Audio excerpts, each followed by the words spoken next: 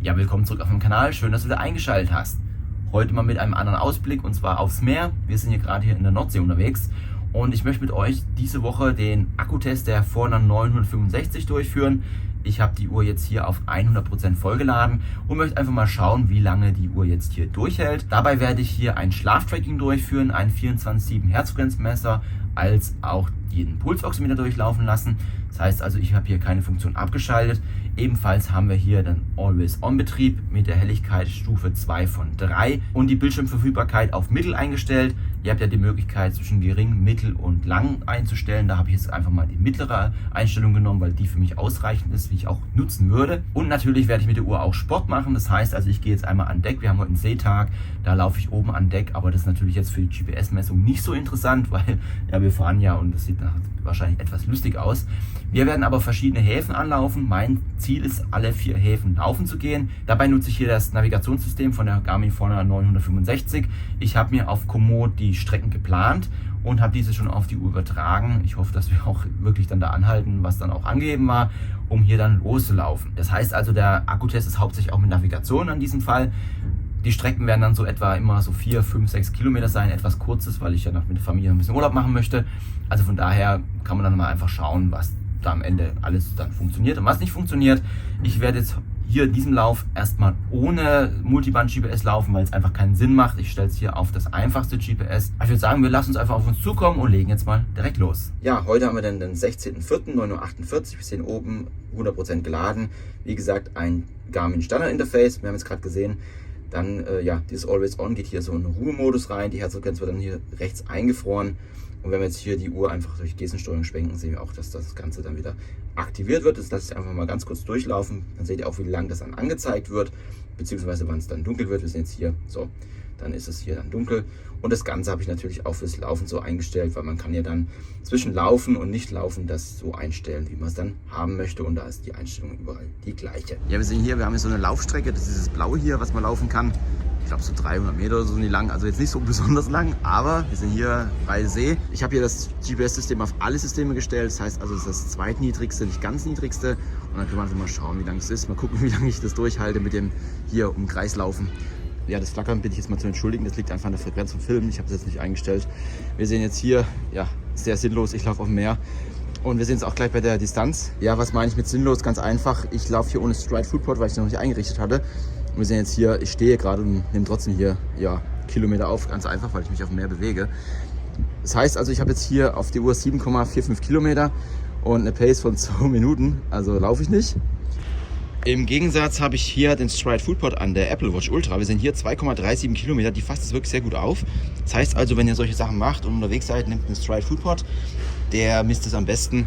Ja, jetzt habe ich 4 Kilometer geschafft. Seht, ich schwitze ein bisschen. 4 Kilometer hört sich jetzt nicht viel an, aber jede Runde hat nur 250 Meter und du läufst hier im Kreis wie so ein, ja, keine Ahnung, Hamster im Hamsterrad. Und das langt mir jetzt auch tatsächlich, gerade mit einer Erkältung. Ich will da langsam anfangen. Und jetzt schauen wir einfach mal auf den Akkuverbrauch. Ja, was die Distanz angeht, haben wir 12,73 Kilometer, Durchschnittspace 1,59. Das habe ich gerade schon gesagt, das ist ja Quatsch. Und Gesamtkalorien 382. Und wir können auch gut sehen, 25 Minuten sind wir gelaufen, 4,01 Kilometer.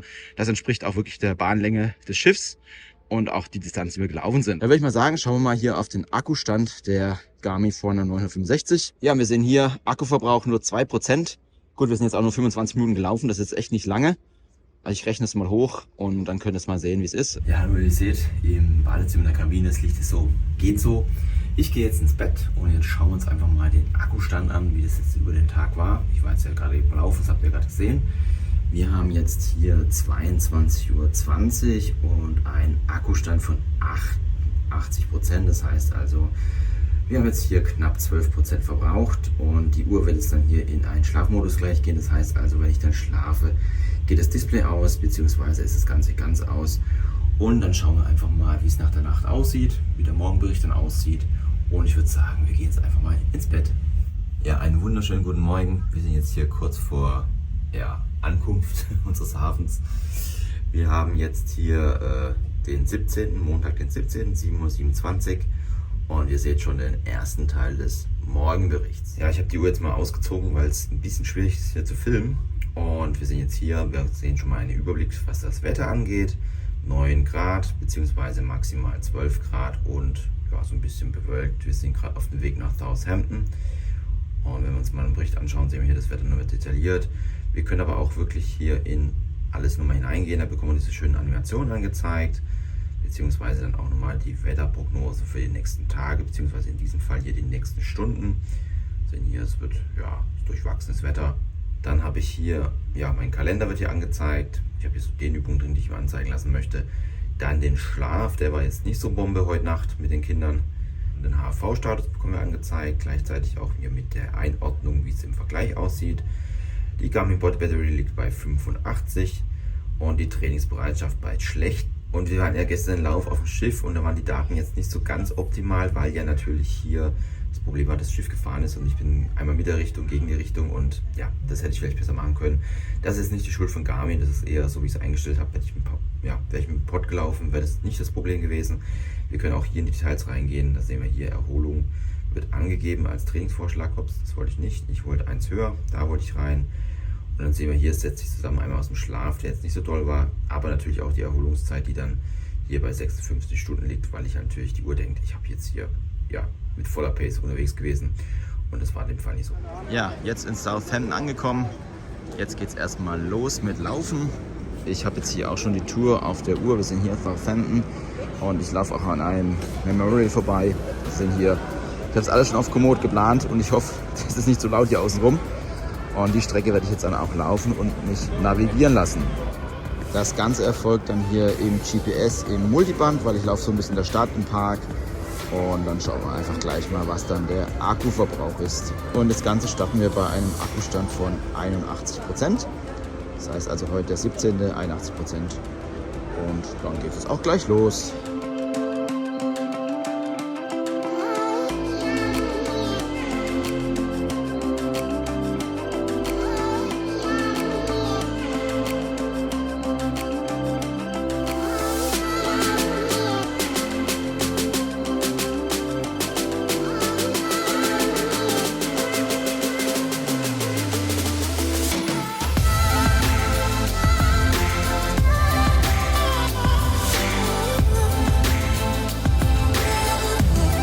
Ja, und zurück auf dem Schiff. 48 Minuten waren wir unterwegs. Ich habe ein bisschen Sightseeing auch gemacht. 6,24 Kilometer. Und wie gesagt, das Ganze haben wir hier navigiert. Jetzt speichern wir das erstmal ab. Ihr könnt auch jedes Mal eure Trainings hier einordnen, damit so Garmin ungefähr weiß, wie schwer oder anstrengend für euch das Ganze war. Und natürlich darf der Blick auf den Akku nicht fehlen. 74% haben wir jetzt aufgebraucht. Ich blende jetzt mal ein die Hochrechnung, was das für die ganze Strecke heißen würde.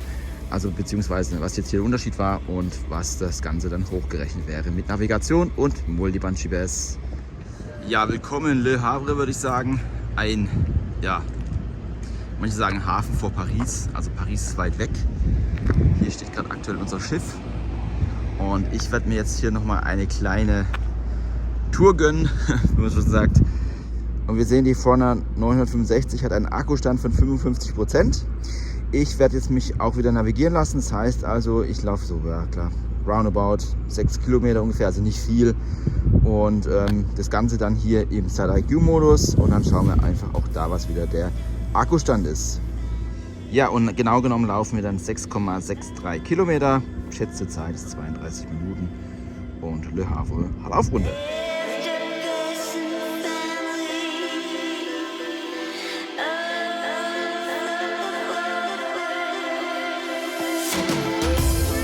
Dann nochmal einen Blick aufs Kartenmaterial zu werfen. Wir sind jetzt hier, der Hafen ist sehr gut eingezeichnet und wir sind auch hier die Strecke, die ich laufen möchte. Einmal die Pfeile, wo wir hin müssen und wie gesagt das Flackern bitte ich wieder zu entschuldigen. Das ist einfach jetzt aufgrund der Helligkeit des Displays und der Frequenz. Das habe ich jetzt leider nicht so ganz einstellen können. Und was wir bei der Forerunner 965 ebenfalls erhalten, ist dann jetzt noch die Stamina-Funktion. Die ist ja schon bekannt. Ebenfalls kommen wir am Handgelenk gemessen die Bodenkontaktzeit-Schrittfrequenz und die vertikale Balance bzw.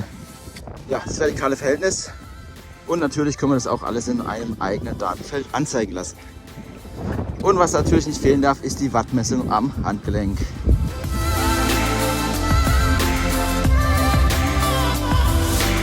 Ja, ich hoffe, ihr versteht mich halbwegs. Es ist ein bisschen windig und ich bin jetzt wieder zurück. 6 Kilometer bin ich gelaufen. Und ja, die Route war ein bisschen anders, als ich geplant habe. Also der Startpunkt war ein anderer, aber es ist natürlich schwierig, wenn man nicht weiß, wo das Schiff genau anliegt. Aber das macht nichts. Dann würde ich aber sagen, schauen wir mal auf den Akkustand. Wir sind hier 6,2 Kilometer, 42 Minuten und 41 war jetzt die Zeit gewesen. die wir gelaufen sind. So, wenn wir jetzt auf den Akkustand gehen, wir haben es heute Dienstag, den 18. um 16.24 Uhr, sind es jetzt noch genau exakt 50% Akkustand. Und das mit den 3 Workouts bis jetzt. Ich bin sehr zufrieden. Also aktueller Stand. Ja, wir haben jetzt Mittwoch, den 19.04. und wir haben einen Akkustand von 32%. Ich hoffe, es ist nicht zu laut hier gerade. Ich werde jetzt nochmal an Deck laufen, einfach aus dem Grund, weil wir aus der Brücke so schlecht rauskommen und ich jetzt nochmal ein paar Daten aus Belgien möchte. Und deswegen mache ich jetzt noch ein paar Runden hier auf der AIDA auf Deck und ja, so knapp 4 Kilometer. Und der Akkustand, wie gesagt, bei 32%. Wir haben 17,52 und wir waren heute schon ein bisschen in der Stadt unterwegs, kann man gut sehen, über 10.000 Schritte haben wir gemacht und die Body Battery ist bei 37. Ja, schauen wir mal, wie weit ich komme. Ja, meine Trainingsbelastung ist aktuell bei 15. Ich möchte jetzt einfach ein paar Runden laufen. Das sind 250 Meter Bahn, das heißt 10 Runden vielleicht. Mal schauen, also nichts Großes. What am I hearing? Saying you're moving back. When were you gonna tell me that? Ja, so 20 Minuten später, 3,33 Kilometer. Mehr ist heute nicht drin. Auf dieser schönen Bahn hier.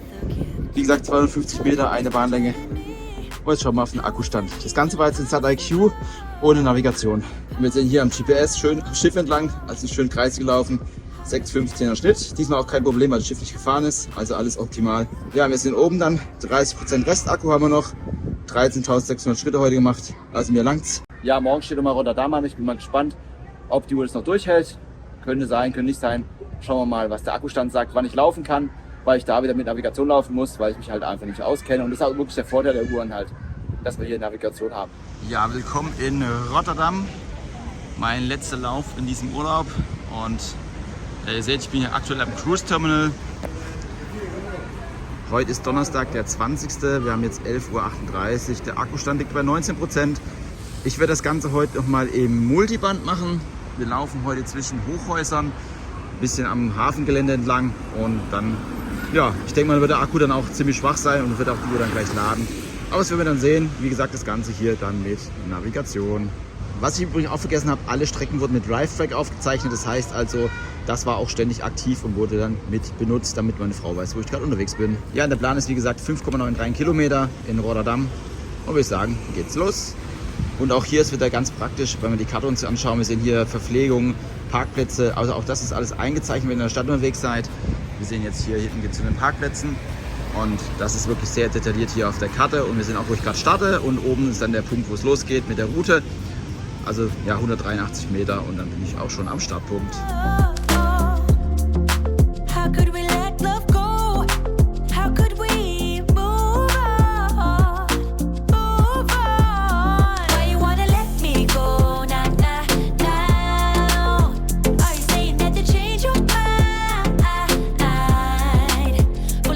Ja, wieder am Cruise Terminal angekommen.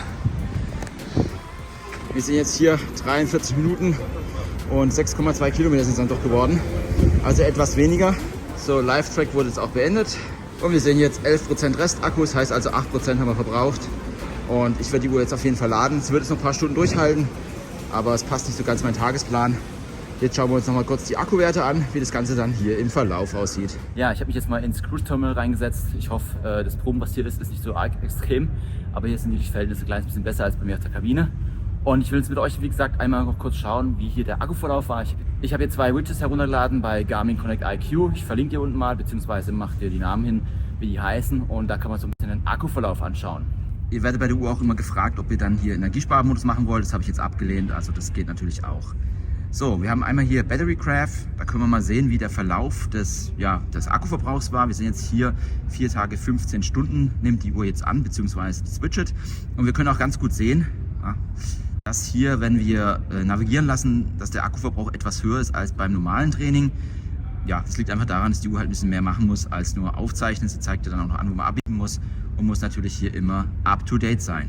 Ein weiteres Widget, was ich noch habe, was ich mal zum Testen benutze, das ist das hier. Und ich blende es mal ein, wie es heißt. Ich habe gerade den Namen ehrlich gesagt vergessen. Wir sehen hier 11% Restakulaufzeit, 14 Stunden 7 gibt die Uhr an. Durchschnittlicher Akkuverbrauch pro Stunde hat die Uhr jetzt auf 0,749% errechnet. Und auch hier sehen wir dann den durchschnittlichen Verbrauch. Seit dem letzten Laden ist 0,899. Das heißt aber auch, ich habe hier jetzt mehrere Trainings gemacht. Daher haben wir natürlich hier auch einiges an Akkuverbrauch gehabt. Darüber hinaus haben wir dann hier nochmal eine Übersicht des durchschnittlichen Ladens seit dem letzten Laden und letzter Zugriff. Da können wir uns dann die Daten auch nochmal in der Historie anschauen. Und wir sehen auch hier, letzte Ladung war am 16. April um 9:30 Uhr. Jetzt haben wir den 20. April, wir haben jetzt 12:30 Uhr. Wie gesagt, ein paar Stunden würde die Uhr noch durchhalten. Wir haben ja Sonntag morgens geladen, jetzt haben wir Donnerstag, das heißt also so auf knapp 4,5 Tage Laufzeit kommt das Ganze. Und wenn wir jetzt nochmal hier schauen, ich habe wie gesagt auch wirklich alles eingeschaltet gehabt, Schlaftracking, das haben wir hier zum Beispiel dabei, das wurde hier komplett aufgezeichnet. Aber natürlich auch hier dann die Herzfrequenz haben wir komplett hier historisch aufgezeichnet. Sehen wir einmal hier den Verlauf, wir können uns auch das Ganze nochmal anschauen, beziehungsweise dann auch die Ruheherzfrequenz wird nochmal angezeigt. Als natürlich dann auch der Pulsoximeter. Die einzige Zeit, die jetzt hier vorne nicht angezeigt wird, ist da, wo ich mit meinen Kindern schwimmen war, weil da war ich, wie gesagt, unterwegs. Wir sind auch hier, Smart Notifications funktionieren auch, also das habe ich auch anzeigen lassen. Wie ihr seht, komplett ist alles genutzt. Ich bin auch wirklich sehr zufrieden, was die Akkulaufzeit angeht. Ich habe die Apple Watch Ultra parallel angehabt, die habe ich so 3 bis 4 Mal geladen in der Zeit. Und da hat die Garmin-Uhr locker durchgehalten. Also ihr müsst euch da überhaupt keine Sorgen machen. Und wenn jetzt der Akku leer ist, ich hänge die jetzt einfach 15 Minuten an die Steckdose und dann kann ich auch schon wieder laufen gehen ohne Probleme. Das ist mit der Uhr hier auch ohne Probleme möglich. Wenn dich noch mehr zum Thema Garmin Forerunner 965 interessiert, ich werde auf jeden Fall noch einen Test zur Uhr machen. Navigationstest gibt es auch noch. Ein ausführliches Review habe ich schon auf dem Kanal, das verlinke ich dir einfach mal. Ansonsten, wenn dich noch mehr um Garmin interessiert, ich verlinke dir auch die Garmin-Playlist, beziehungsweise wenn du neu auf dem Kanal bist, die Best-of-Playlist meines Kanals verlinke ich dir hier unten. Da kannst du mal reinschauen. Ansonsten bedanke ich mich für deine Zeit. Tschüss, bis zum nächsten Mal.